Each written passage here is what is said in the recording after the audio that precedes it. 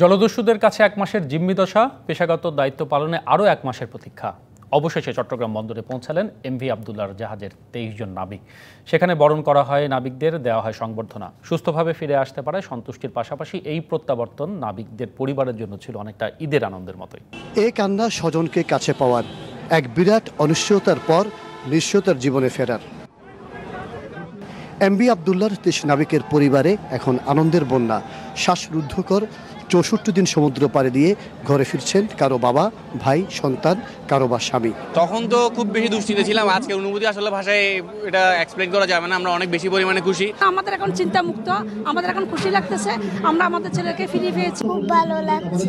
বাবা অনেকদিন পর আসছে তাই। তাদের বরণ করে নিতে পরিবারের সদস্যরা মঙ্গলবার দুপুরের পর থেকে অপেক্ষা করতে থাকেন বন্দরের এনসিটি জেটিতে। নানা জল্পনা কল্পনার অবসান কাটিয়ে অবশেষে বিকাল ৪:৩০টায় চট্টগ্রাম বন্দরে পৌঁছায় সোমালিয়ার জলদস্যু কবলমুক্ত জাহাজ এমভি আবদুল্লাহর ৩০ নাবিক। এ সময় তাদেরকে বরণ করে নেয় বন্দর কর্তৃপক্ষ ও স্বজনরা। পরিবারের সদস্যদের কাছে পেয়ে আপ্লুত হয়ে পড়েন নাবিকরা।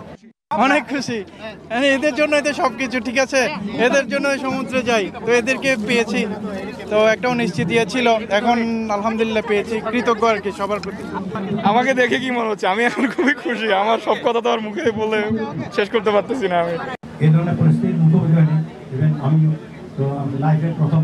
অবশ্যই আমার ভিতরে ভয় ছিল, বাট মুখে এবং আমার বডি ল্যাঙ্গুয়েজে সাহসিকতা ছিল, যার ফলে আমরা সবাইকে আমি ওইভাবে হ্যান্ডেল করে কোন ব্রেনে সবাইকে অক্ষত, যাতে কোনো আমার একটা অফিসার ক্রু ক্ষতি না হয়। নগদে ৫০০ টাকা বা তার বেশি পেমেন্টে পেতে পারেন ঢাকায় জমিসহ ২০ কোটি টাকার পুরস্কার। তো ওই দিকটা আমি নজর রাখছিলাম। আগের অভিজ্ঞতা কাজে লাগিয়ে নাবিকদের ফিরিয়ে আনতে পারায় কৃতজ্ঞতা প্রকাশ করে জাহাজ কর্তৃপক্ষ। পাইলটদেরকে হুমকি দিচ্ছিল যে তোমরা সারেন্ডার করো। আমি সাথে সাথে এই বিষয়টি আমাদের হাসান আঙ্কেলকে জানালাম। উইদিন 20 মিনিটস উনি যাই করেছে, আপনার ওই ওয়ারশিপগুলো পিছিয়ে চলে এসছে।